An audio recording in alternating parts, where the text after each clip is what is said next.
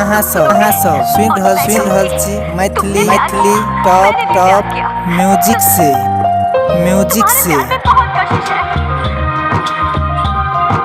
तुम्हारी वजह से मैं अपने प्यार से दूर हो रही हूँ। फर्स्ट टाइम मैं तुमसे हार रही हूँ।